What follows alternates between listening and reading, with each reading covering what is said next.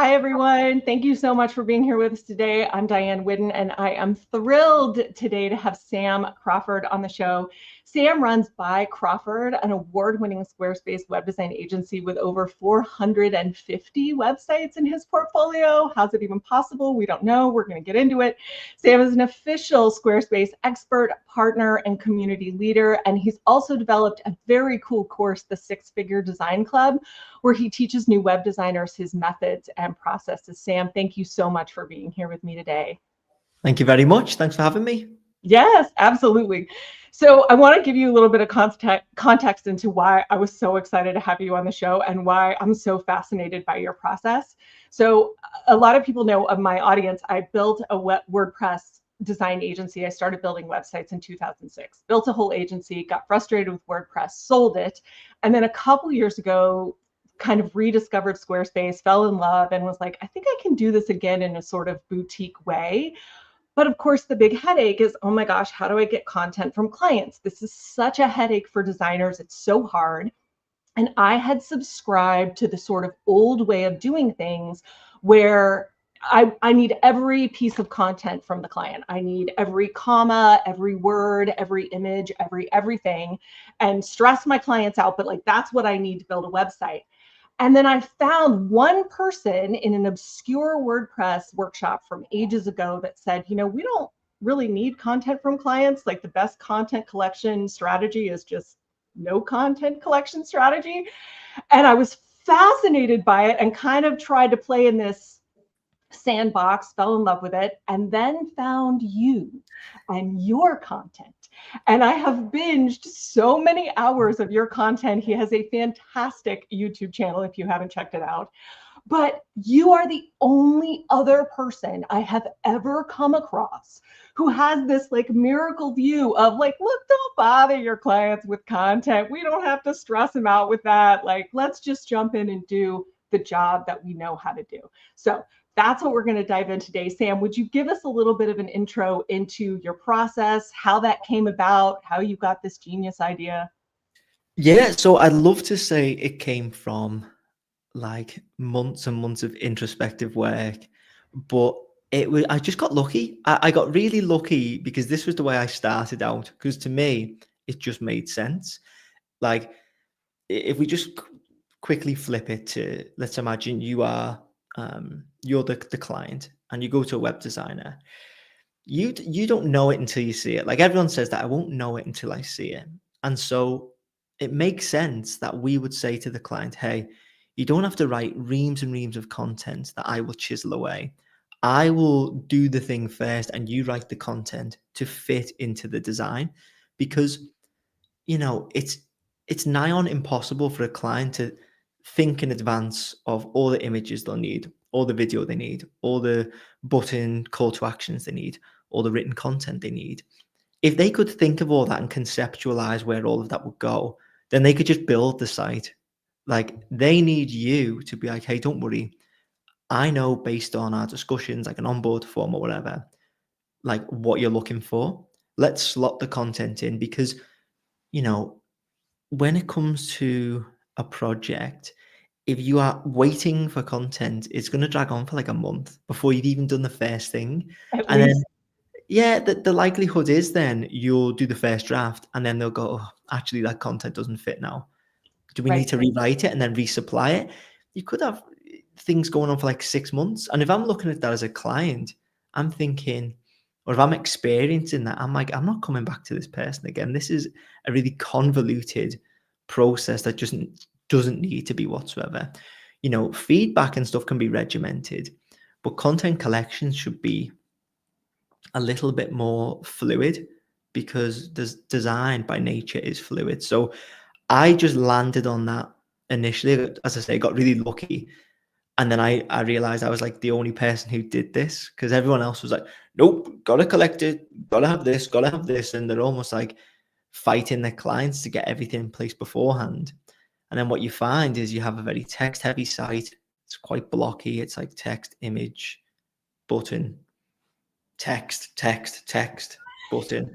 And it's like, where's the flair? So you've got to leave room for flair.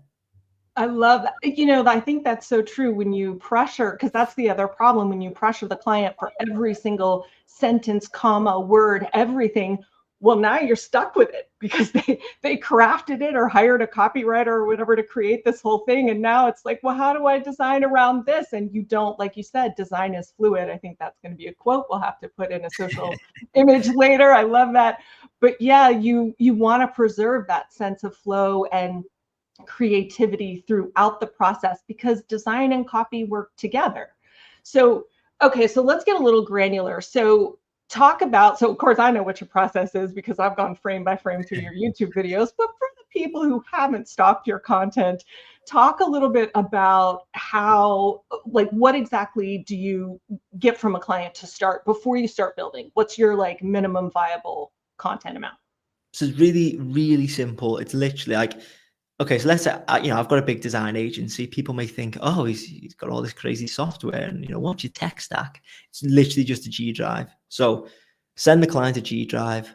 Prior to that, I'll have an onboard form. So I use a software called Bonsai for that, but it's literally just a form with questions on. I then use that to do the quote, and then that also acts as my North Star when I'm building, like reference websites, which is a big one. How many pages? What do you want the functionality to be, if any? Then it's just a G Drive. So I'll send them a link and say, Can I stop you really quick? Yep. Because you're glossing over a key point. This Bonsai form with the questions, because that, I can hear myself listening and be like, but what are all the questions and how many? It's literally, it's like fewer than a dozen questions you ask, right? Yeah, that's a really good point because it's something else I teach my students in particular. Like, if you're a client and to just get a quote, you need to fill out a 20-minute form, and like such superfluous questions are on there, like, where did you find me? Like, you can ask the client that further down the line when you've got them like in a project. That's not something that should be upfront. There's so much fluff in the forms that you will lose clients at the form stage. They'll go, well, that's too long, I just want a quote. And you need to dial it in so it's so effective without taking all the client's time. So really important questions to have. Obviously, name and deadline, so you can track who it was that submitted the form and when they need the whole site built by. But then in terms of specifics, 3 inspiration websites. Don't get them to list tons. 3 is enough to build like your Frankenstein's monster of cool element here, cool element there, but also ask them why. So one you like, why, another one, why, another one, why. And then just amount of pages, specific function. So if they want like a categorization on the blogs, or they want a portfolio page, or whatever it is, you could probably get away with just that. I have a few more things in there now, but yeah, nothing crazy. It's really important just to make everything as seamless as possible for a client. So like, here's a call booking link, hop on a call, here's the form. Okay, here's the proposal. Click accept, pay deposit, and then you'll get the G Drive. So it's a G Drive link. There's 3 folders. There's imagery, video, copy. And I say, whenever, just drop it in. For now, I'm going to use royalty-free imagery. If you know that you want a video somewhere, I'll use royalty-free video, and I'll do just lorem ipsum or AI generated text, whatever. And then the burden is off the client. Then they can just feedback on the design, and we can drop in content right at the end, as long as we've got like the right colors, fonts, general design direction. It's almost like the cherry on top to put the content in. Now, obviously, imagery, video, and copy will change a site, and it's super important. But if we've already got the design perfected, then we could actually hand over the site without the client even like giving us anything. We can say, well, here's your handover training. Because we're on Squarespace, because it's so easy, because it's so seamless, you know how to do all of this. Like, here's how to upload an image, here's how to edit the image, here's how to put a video in, here's how to make it autoplay. All these things can be done then by the client. So, this may not work in a WordPress or a Drupal. It might do, I don't know. But because of Squarespace's unique capabilities in terms of anyone can do it, it makes our process so much slicker than conventional agencies. Yes. Oh, I love that. So much slicker. Yes. Yes. Because it would not work. WordPress Yeah. would not work, Drupal. There's no way you could hand anything over to a client without it being done to the very last letter. I mean, you can't, you can't even work in WordPress and see what you're doing. They have to make changes and then you publish it and then you have to check it. And there's no way a client could do that, not even with text. But yeah, the way Squarespace is what you see is what you get. I mean, you're totally right. You're blowing my mind a little bit that like we could hand a site to a client without even not only taking content from them, but never getting content from them. There's no Yeah. content in it. Here you go. Like that's like the most winning strategy I've ever heard in my life. But okay, so I have so many questions. So the first thing I just kind of want to underline is this has got to feel so supportive to your clients because you're not overwhelming them and confusing them with a bunch of, like you said, forms and questions and give me all your content for all this stuff that they can't visualize and understand because they're not website designers beforehand. But then when they are responsible for getting content, they have a guide. Like they can actually walk through the site that you've built and see where things are going to go. That's got to make their life easier, right? 100%. It's like if you think whenever you go to another freelancer, so I'm looking at, well, I've just hired yesterday a LinkedIn ghostwriter to help me create better LinkedIn posts, basically, because I'm not a great writer. And basically I was thinking, okay, what's his process going to be? And he walked me through it. And essentially he was like, okay, just do a brain dump into this one page. And then you can track everything else, all the posts I'm going to do in this table and this table. So for just one input on my side, I could track all the outputs and I could say yay or nay to the posts and I can edit, like, however. Yeah. And this is what I would want from a designer is, okay, you just need one single point of like input. So you just put your stuff in here and don't worry about it ever again. Like, here are your guardrails. Right. I will take care of the rest. And the training is what's really important as well, is because you give the client autonomy then. Like, I'm going off on a tangent here, but I found that like the more I try and coach myself out of a job for a client, like at the end, I'm like, you should never have to hire me again. The more they feel confident in like, oh, yeah, this is my site. And, let's say they didn't have the content ready. They'd be confident enough to go, okay, like we'll sign off. That's fine. I have everything that I need. And it makes the client feel like they're not rushed. They're confident in their own site. They're confident in their own ability to have ownership of that site. And it just doesn't leave a sour taste in the mouth. Like, I've had it way back when I hired a WordPress developer and they were like, we need this, this, this, this, and this. Oh no. And then you'd ask them to do something and they'd be like, no, that can't be done. Or that can't be done. Or that's immediately out of scope. We're going to have to charge, 3 or 4 hours to change a block. And I just thought, why are you trying to make my life hard? It was like they got a kick out of saying no and being obtuse, like purposefully obtuse. And I was like, surely there's got to be a better way. And then all of this was then born, and it worked. Like, it worked. Awesome. I love that you designed this and built this based on what you would want to have. Like, I think that's such a good guide. And we have some really good comments, so I want to read through those really quick. Bloom says, good morning, everyone. I'm excited for today's chat. Jay says, can't wait for this. Morning, Sam. JZ Iada says, DL fam. Yeah. And Caitlin says, ha, ha, ha, love this discussion. And LOL. Yeah, Caitlin's awesome. Okay, so there's so much good stuff here. So I want to go back to, you just said you were going into a tangent, and I want to underline something you said, because I think this is really important, because I've noticed this with my clients too. you were talking about like sort of working yourself out of a job, like making yourself obsolete with the client of like, look, I'm going to give you every single thing that you need.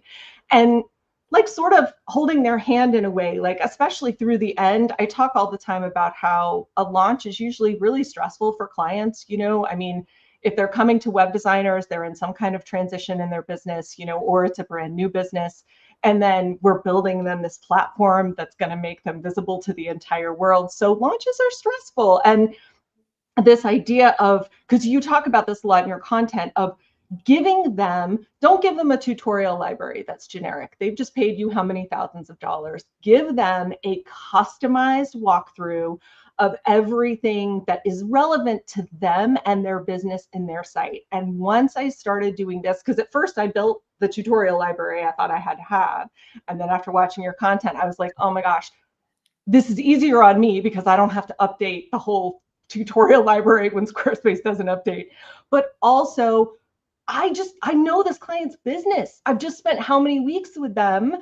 Let me give them this like customized thing that they can tell them exactly what they need. So I think this part's actually really important. If you want to talk a little bit about what you do for clients at the end. Yeah, so the way I talk about it, like it probably gets some people's backs up, but I feel like it's a slap in the face to a client if you're like, here's a link, especially like to a if it's to a Squarespace help article, it's like, are you kidding? I've just paid like, some sites could run you up 20K and you won't spend 15 minutes, tops 15 minutes doing a video on the site. It's like, come on. What you want to do, I say to a client, I'm going to give you everything that you do need and nothing that you don't. Because if you go into the forums or the help articles or whatever, you can like drown in information. And so it can be really hard to just find what you need because you end up being pulled in all these directions. So what you want to say to the client is, hey, here's pages, here's where that lives. Here's your linked and your not linked section. Here's the front end and the back end of a page, and explore all the options in there. Then design, site styles, and then maybe settings. If they don't want to give me their password for a domain as well, I'll say, okay, well, here's how you link the domain. Here's how you push it live. Here's the hosting plan that I recommend. So it's like they don't have to think. What I love in any other service provider is just don't make me think. Just say, here is what you need. I, as an expert, know exactly what you need. Here it is. Do it. It's like a personal trainer. Like I have a personal trainer, and I said when I did the onboard with him, I was like, I don't even care why it works. I don't even care what it is. Here's my goals. Here's what I want. Just tell me what to do. Tell me what to eat. And I don't want to think. I'm not even paying. I am paying for the outcome, but I'm paying to free up the mental bandwidth as well. I'm paying not to think. And so same applies to web design. The client, if they're going to pay a professional designer, they want the design done. They don't want to have to think, okay, so that comes into the content. Oh, I can see when I need the content. Very minimal thinking. Bang, there's the content. When it comes to the handover, I don't want to be exploring analytics or, commerce if I'm not a commerce store. I just want 10 minutes. Here's where everything that you need or may need is. Full autonomy. There you go. And then I offer 30 days of free email support as well. So if they did have anything that was missed or they have any questions, then it's just an extra buffer of support for them. And it just makes them feel like, okay, no panic. As you say, the launch is super stressful. So some web designers will just like disappear after the launch. It's like, done, got the money, bye. Like if you can just stick around a little bit, it puts the client at ease and it makes them think, okay, this person cares about what I do. They care about getting me through and launched and, safe online. And then they will recommend you to tons of other people. This has happened so much as referrals because it feels like you've gone the extra mile, even though that should really just be the industry standard. Right. Yeah. And Bloom just asked, do you record the lessons for the client on a particular app? Do you use Loom?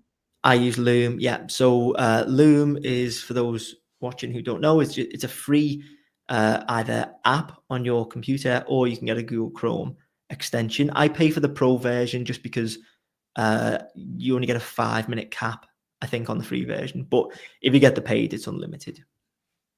Yeah, and it's very reasonable too, and it's such a good tool to be able to do the screen share and everything and give stuff to clients is huge.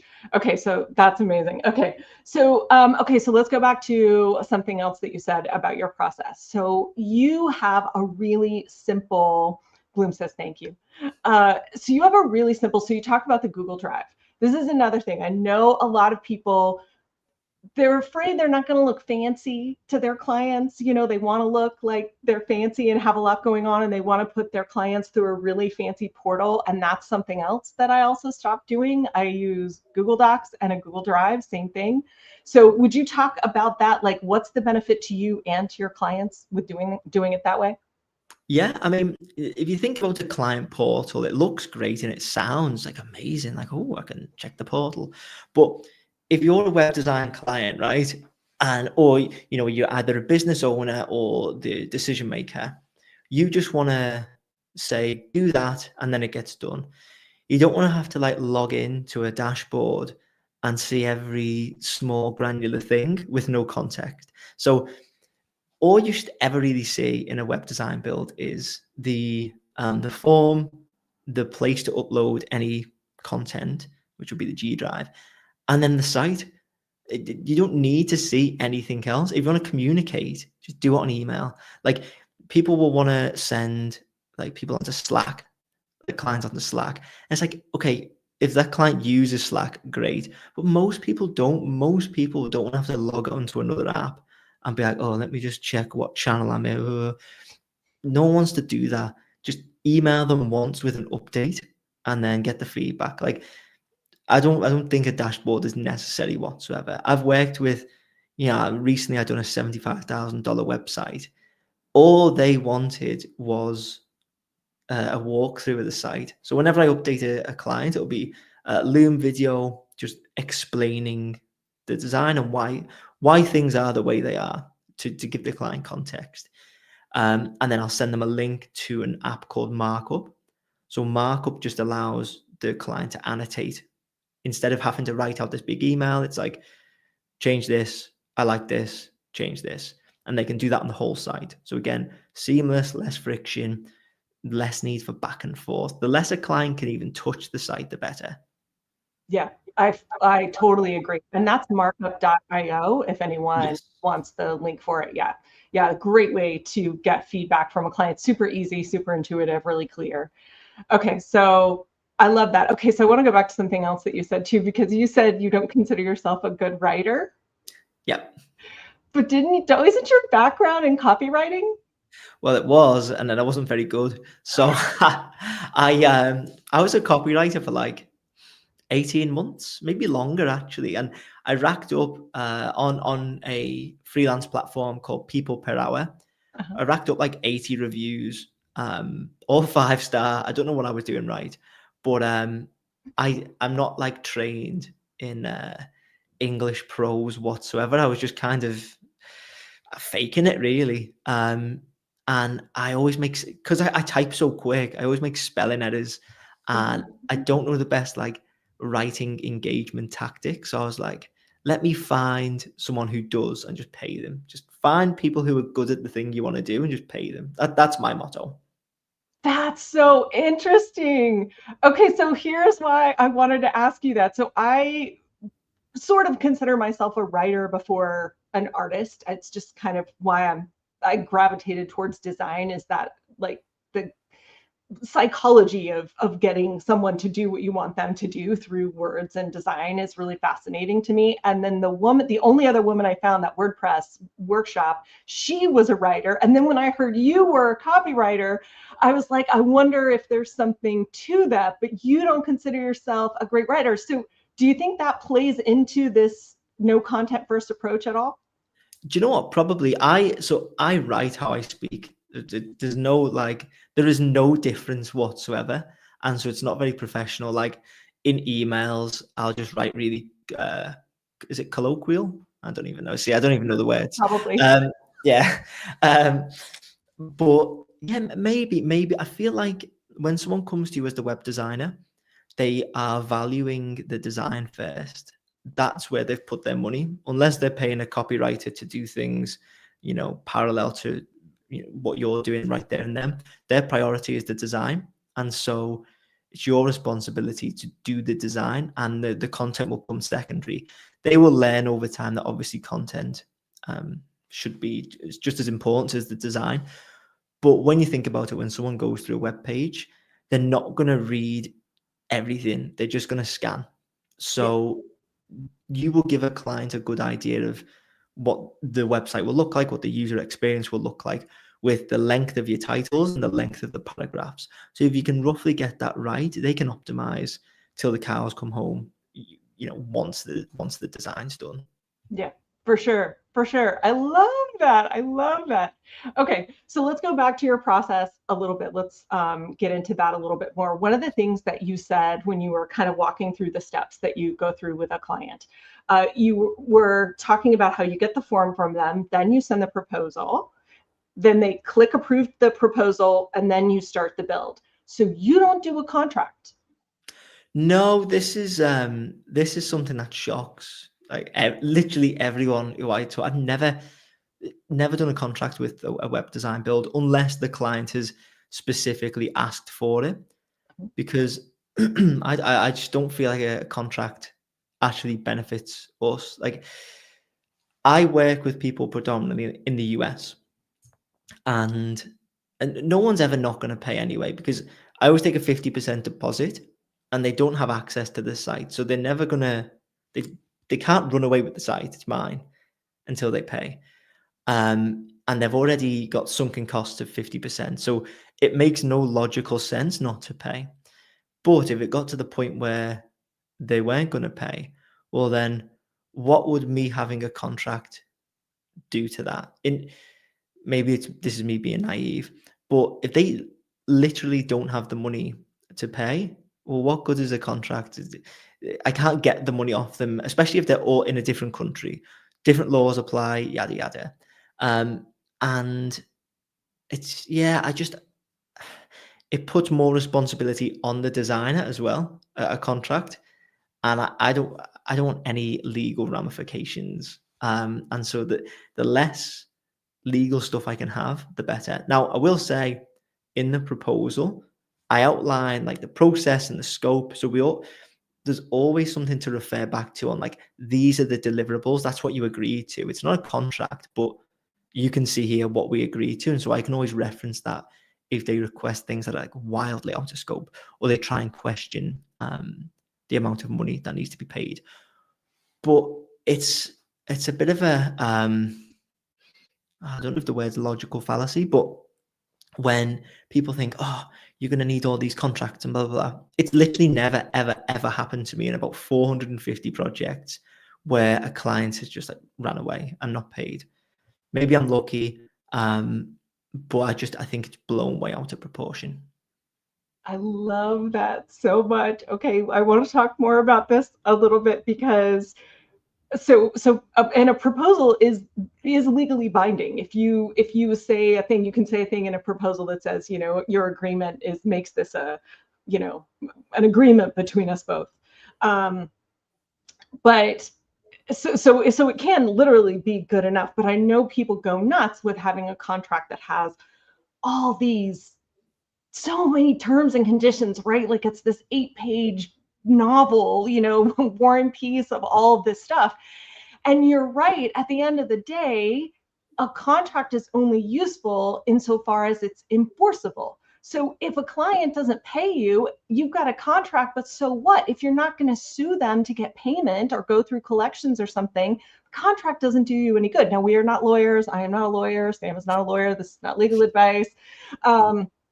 But I think this is, again, one of the really genius parts of your work that I've been so fascinated by, is that you are so attuned to what makes a client's life easier and to what makes a client's life, Caitlin's laughing that we're not attorneys, what makes a client's life easier and what makes the process more seamless.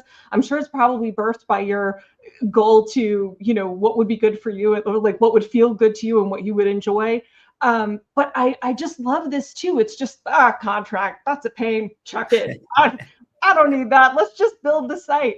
But because you're doing everything else in so much integrity, and you really care about your clients, you care about everyone. You really care about all. I can just see you when you're talking to web designers, you're like rooting for us so hard in your content. And I know that comes across to your clients. And so when they feel that, they see how you show up, you're constantly making the process easy on that. Clients love that. Like you're saying, when you create a customer service experience that makes them feel cared for and considered, I mean, why the heck would they not pay? It doesn't surprise me at all. You've never had anybody give you a hard time about it. I think this is like just really, really an important piece. Have you ever had a client give you an issue with money at all, or anything like that where you're, man, I wish I had put that in the proposal or I had that in writing? Well, first off, thank you very much. I saw a couple of comments there. Thanks, guys. I've had one client ever.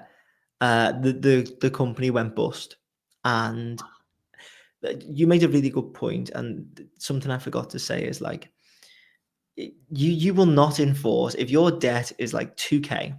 It's going to cost you at least 2K to try and enforce it, and you may not win. Especially if the company in this case went completely bust. What am I going to do? What good is a contract? And so what good is it worrying the client about all of this legal process and jargon that they may have to then take to legal to sign off on this and this and this? It's just way too much friction.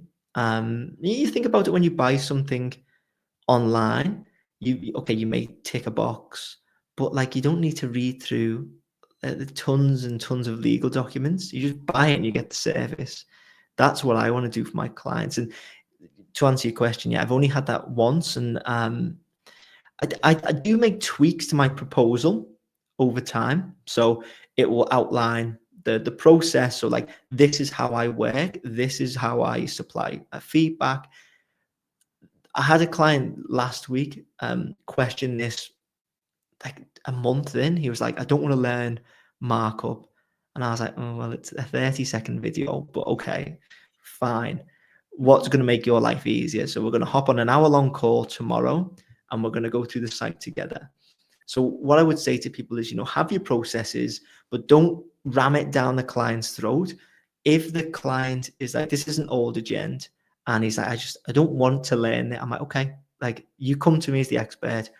You come to me for a solution. I'm not going to like hold you prisoner to my process. So I'm going to do it live, get it right. And then I'll talk to him about, okay, this is the process that we can do. So, obviously the title of this live is about processes. You can be firm, but just have a bit of flexibility for clients who, okay, maybe they didn't read your fine print. Just try and get them to the perfect solution. I love that. I think that's such a good point too. I echo that completely, because I'm very much a fan of like boundaries with clients and protect your creativity and protect your process and the whole thing. But at the end of the day, if a client is really struggling with something, like you said, I'm not going to hold them prisoner. It's like, I'm the pro here. I've got some give. Let's figure out how to make it work for you, because at the end of the day, I want you happy. I want you to have a great site, and like, let's move on. So that's brilliant. Okay, so we have a few comments. Oh, Linda says, hi, Diane, love this, awesome. Walter Brown says, sounds like a contract is more of a list of things that could go wrong, giving your new clients things to worry about. Yeah, exactly, true. I saw a meme years ago that said something like, every time I get a new client, I go in and add another clause to my contract. I think that's how they get so long, because every problem you have with a client, you're adding new clauses, and it's like, that's not going to help. And then Jay says, can you give a short run through of how you would reach out to potential clients that are interested in a website? Yeah. I think that's a great idea. You want to take that, Sam? Yeah. So again, this is another sort of, I don't know if it's a controversial take, but people think, cold outreach, like that's the best way to do it, knock on doors, blah, blah, blah. It just doesn't work for me. Like, you have to get in touch with this person, find someone who's receptive. Then you've got to convince them, which is the hardest part, that they need a website or a new website. Then you need to show them the value of it. Then you need to convince them out of all the web builders that Squarespace is the one for them. Then you've got to convince them that you're the person to build the Squarespace website for them. Then you've got to convince them on a price, and then the process. So that's 7 different things that you have to convince a person on. And you think all the people who just straight up will put you into spam, what a waste of time that is. Yeah. So what you want to do is you want to meet a client when they know they want a website, they know they want Squarespace. All you need to do is convince them that you are the person, and then the price is right. What you do there is you get them on a call, then you send them the onboard form, then you just send them the proposal. So to answer the question from Jay, a run through how you would reach out to them. Go to where these people are. Go to where people know they want a website and know they want a Squarespace website. That's going to be LinkedIn, where people are saying, hey, does anyone know a Squarespace designer?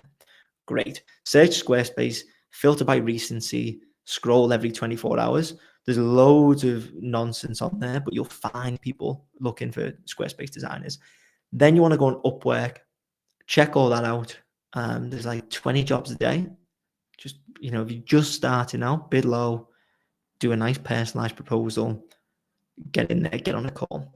Then eventually you want to build up a bit more of an inbound system. So blogs, YouTube, appearances like this, forum help with a link in your signature. So when you give someone a solution, people can see the solution, click to get in touch, blah, blah, blah. What you want to then do is just try and get everyone on a call. Doesn't matter if the lead looks a little bit like they don't have a ton of money. Get them on a call. It's only 10 minutes, sometimes only 5. And listen to the problems and say, okay, cool, we can do that. Here's my onboard form. Look at the onboard form, send off the proposal. It's such low effort, but it feels to the client like, you're listening. Well, you are, but like you're listening to the problems, you are finding solutions for them.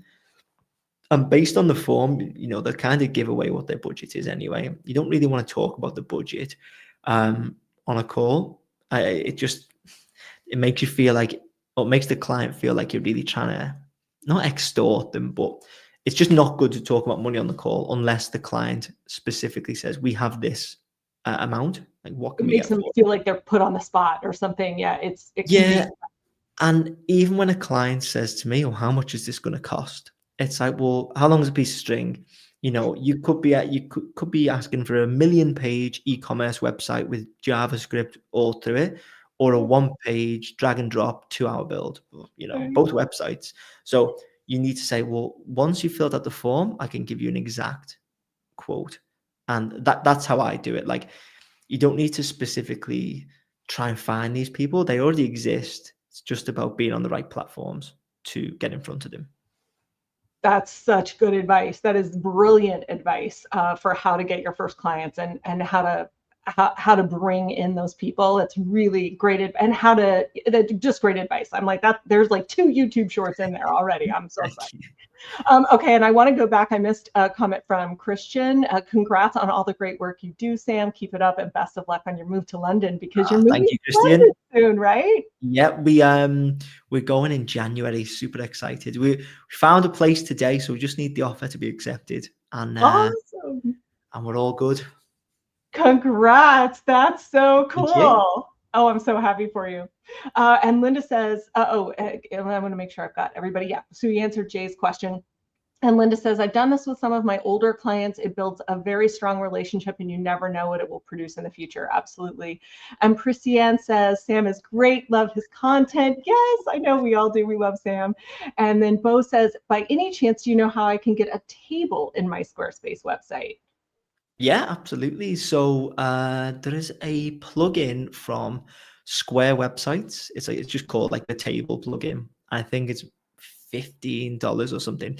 But if you go onto my website, so bycrawford.com/blog, I've got a blog on how to create one with HTML. So go to there, have a look at that. If that's not good enough, then you can get the Square Websites plugin, and that is really good. Awesome. Very cool. Okay, so I want to go back to what you were saying, because you just rattled that off about like how to get clients and bring them in. You're just like, here's the whole process. So that's got to be the stuff that you teach in your course, right? Do you want to talk a little bit about what you teach in your course and who it's really good for and like the problems that you solve with it? Yeah, absolutely. So in a nutshell, like the elevator pitch is, I'll take Squarespace designers and web designers in general, to be fair, from wherever they are right now to 100K a year in less than 12 months. That is the headline promise. Now, what it is about 80 plus video lessons of me sitting down. It's just Loom videos where I'll be like, this is exactly what you need to do. It's step by step. Here's all the software you need. Here's all the templates that I've got ready for you. Here's all the places to find work. Here's how to close the work. Here's how to scale. Here's how to manage all your clients. All it's done for you. All you have to do is set up the profiles and pitch. Like, that's it. So that's the program, like the course.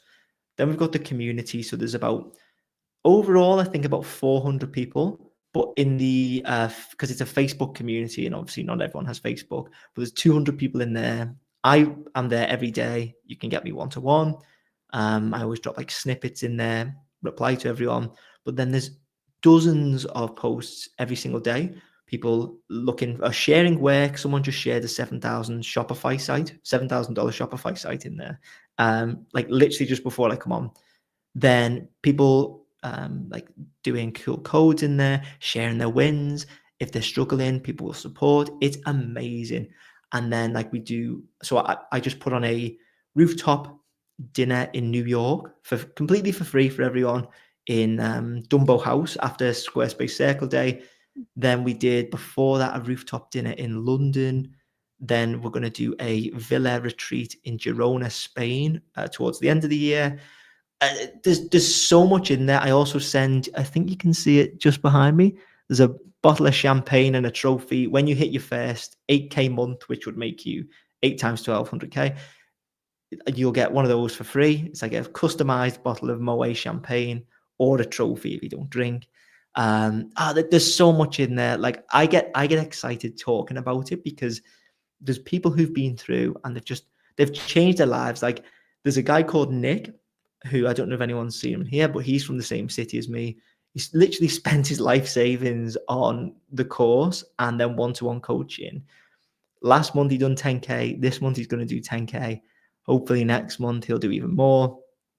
And there's tons of people like that. I use him because he's in the same city and like he's done work for me now. Because like people who thrive in there, I will hire them because I'm like, well, why wouldn't I? It's just it's the best. It's the best. It's awesome. It sounds like the best. Again, with how much Sam loves his people and roots for everyone, it's amazing. Your energy is just so contagious about all of this stuff. Okay, so one last question on process. Okay, so I want to go back into the granular because there was one more thing that you said when you were talking about your process that I remember tripped me up when I was trying to implement this. What is, and I know it's because I go way into too much detail on discovery calls, like because the client starts telling me their problems and all I want to do is solve everything and it can turn into a 45-minute coaching call. What is the scope of a sales call versus what you're getting from them on the form? Because one of the things that's interesting to me is you have the sales call, then you send them the form, then you send them the proposal. So what are you trying to get from those two first steps? So there's method to the madness in this one. With the call, as soon as you get on a call with a client, you are vetted enough that the close should be pretty easy. It's only going to boil down to quality of the proposal. That's it. So you want to get the client on a call as soon as possible, because if they agree, like if they take the time to book the call and they agree to actually turn up, they will have done enough prior research on your portfolio to be like, okay, I trust this person to deliver the website. So that's the biggest thing, is to get them on the call. Once you've done that, so again, I don't know if everyone else does this, but I will just ask them, and I do this for everyone. I say, hey, let's say it's me and you. Hey, Diane, how's things? And then like a minute. And I say, okay, cool. So if you could just tell me a little bit about who you are, what you do, and what you're looking for from the website, we can go from there. And then I'll just lean back in the chair, and then they will just like start talking. And I'll go, okay, cool. And they often, most times, don't even ask me a question. They just want to let everything out. And then I'll go, okay, cool. So what I'm going to do is I'm going to send you my onboard form. And I have the onboard form saved up here on Google Chrome in a tab. So I'll just copy it. And I say, what I'm going to do is I'm going to send you this form, paste it into the messages in the chat. If you could fill this out, it'll be kind of like a recap of what we've been through, and then a few other things that help me give you a proposal. I'll give you a full in-depth proposal with a price. If you like it, we can go from there. Like, that's it. And that will take 5 minutes. Wow. I'll give it 15 minutes in the calendar with a 15-minute buffer, because 15 minutes gives them a sense of urgency. Most clients, like not most, but a lot of clients will come on and say, oh, hey, I know we've only got 15 minutes. Let's get into it. Yeah. But, some people like to go over. That's fine. Like, if I then have to do a little bit of talk, and if they ask me questions, then okay, maybe we'll go over. But they know 15 minutes. Oh, we've done 25 minutes. Sam really cares. Sam is happy to go over. I am, but by putting it in as 15 minutes, it makes them feel like they've already got so much more value. So do that recap, which the onboard forms just have everything in writing. We've kind of already gone over it on the call, but it's just so we've got it in writing. Then I can go through, use what I've got to give a quote, send the quote. It's not awkward like on a call, just saying it's going to be $10,000. That's just awkward. So, it's easy for them to digest, look at everything first. The price comes right at the end, because it's like, okay, I want to see all the value first, what I'm going to get, then price. And then just under price is a bit of social proof. So like, why choose me? Here's why I'm so great. You want to talk about them and the like solution, how you're going to help them, then a price, and then right at the end, well, okay, maybe it's a little bit much, but this is why, this is who I am. And then that will hopefully give you a better chance of closing. So that's why I do it that way. Some people will send the form and then do the call, but if you send the form and then the client's like, maybe you've got prices on the form, they're only going to look at the price first. Or if you do the proposal before the call, they're only going to go straight down to the price. They don't understand you. They haven't been able to list their problems.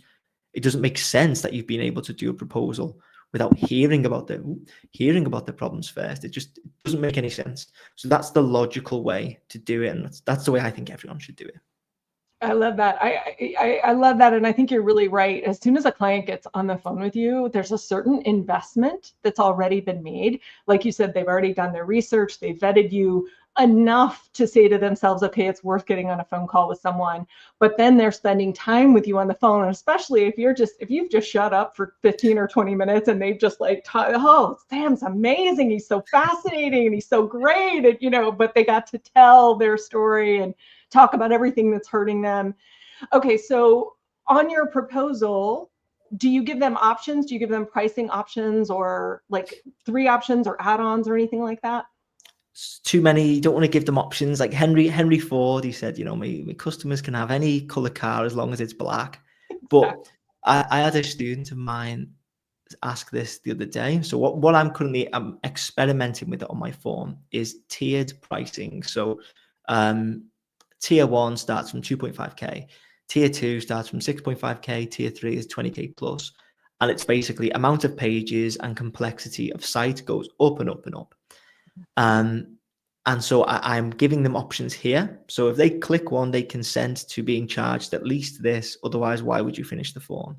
Right. But then when it comes to the proposal, it's like, well, here is that one thing. Now, on my form, I do have a couple of yes or no questions for graphic design, because I also have a graphic design company, and SEO, because I use SEO Space as a partner agency. If they click yes or not sure, so it's yes, not sure, no. If they click yes or not sure, it opens the door for me to pitch that. So in the proposal, it would be website build. You can click to accept that. And then there's a graphic design quote for 5 hours, which would be like $500 or something. And then SEO, actually SEO is just a link to a Henry's free audit form. So they will have and one more thing. I'm a Squarespace enterprise customer, so I can give the clients free hosting. So I'll just charge a slight buffer on top of that. And then say, you know, maybe you get an hour of me time a month. So there are 3 things, but they're not choosing between them. It's just, you know, website build, graphic design, hosting, which it's like a you know, build your own package. But if they didn't even scroll that far, they just saw the website package, they just click that, click accept, and it's done. If you have to choose between like different website options, there's too much complexity. Yes or no is fine. Like website, graphic design, hosting, yes or no.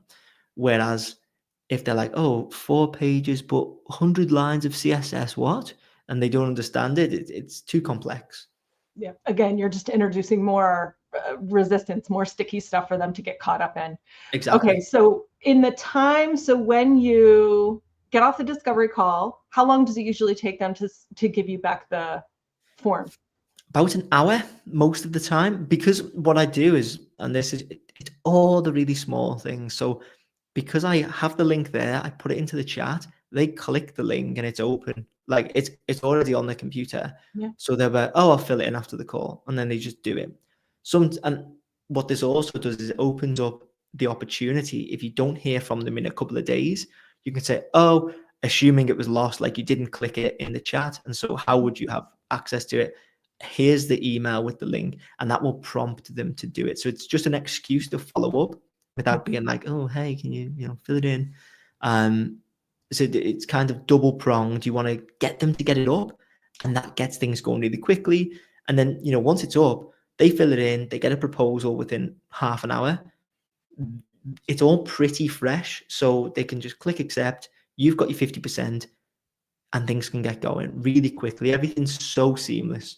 Maybe there's other things that I can make smoother in the process. I don't know, but this feels like the smoothest possible route at the moment, what I have. And it just works so well. Yeah, I was going to say it seems pretty seamless. It seems like you've really thought through all the bumps and ironed them out. And like, yeah, you really have a flawless system that you work with clients. And it's so cool that you teach this. Not only have you figured this out, but you teach it in your course and you also teach it in your content. So this was so awesome. Sam, thank you so much for being here and being so transparent about your process and the way you work with clients. I think this was so valuable, and I'm just so thrilled to have you on today. This was great. Thank you very much, Diane. And thank you everyone for obviously coming and all the comments and stuff. I really appreciate it. Awesome. All right. Thanks, everybody. See you next week.